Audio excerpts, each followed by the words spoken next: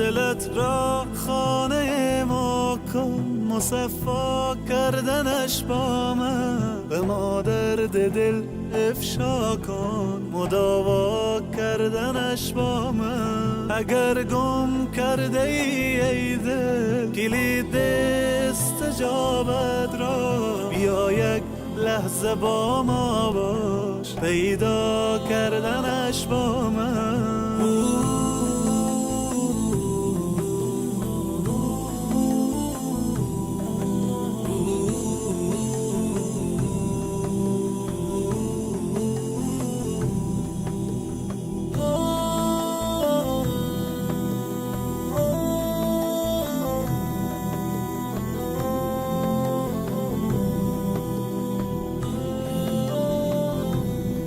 بیفشان قطره اشک که من هستم خریدارش، بیاور قطره اخلاص و دریا کردنش با من.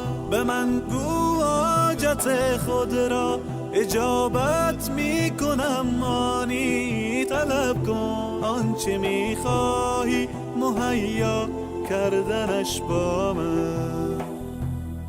بیا قبل از وقوع مرگ روشن کن حسابت را، بیاور نیک و بد را جمع منها کردنش با من.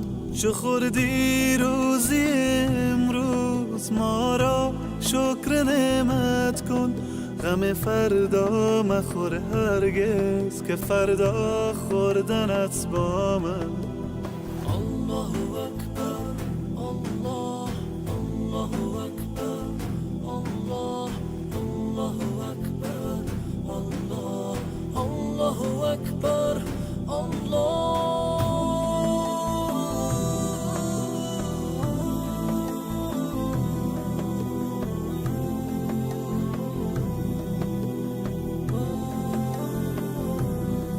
به قرآن آیه رحمت فراوان است ای انسان، بخوان این آیه را تفسیر و معنا کردنش با من.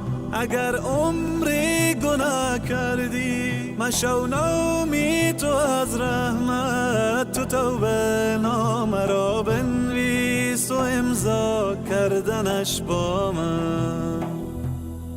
دلت را خانه ما کن، مصفا کردنش با من. به ما درد دل افشا کن، مداوا کردنش با من. اگر گم کرده ای دل کلید استجابت را، بیا یک لحظه با ما باش، پیدا کردنش با من.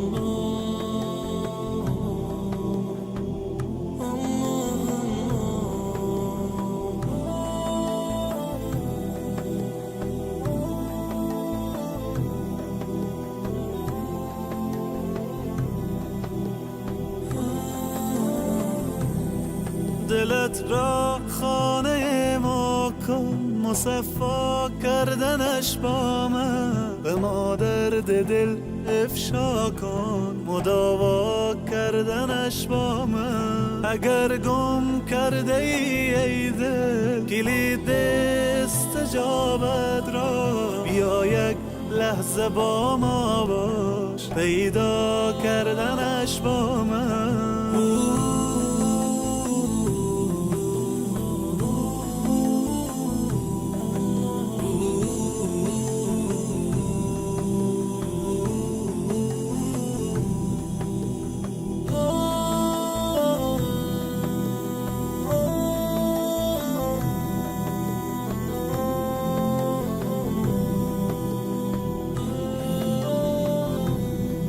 بیفشان قطره اشک که من هستم خریدارش. بیاور قطره اخلاص و دریا کردنش با من. به من گو حاجت خود را اجابت می کنم، مانی طلب کن آنچه می خواهی مهیا کردنش با من. بیا قبل از وقوع مرگ روشن کن حسابت را. بیاور نیک و بد را جمع. الحمدلله و صلاة و سلام علی رسول الله. دوستان عزیز، قسمی که ما وعده کرده بودیم لله الحمد امروز با توفیق و یاری الله متعال و توسط خواهرایی که ما کورس برشان ایجاد کرده بودیم لله الحمد تانستیم برای 150 یتیم کالای هدیه توفه از طریق باران رحمت را جور کنیم و امروز شما شاهد توزیعش بودین. از کسانی که ما را کمک کرده جهان سپاس. شما مدد کردین تا ما تانستیم که به لبهای این یتیم ها خنده بیاریم از طریق بنیاد خیریه باران رحمت.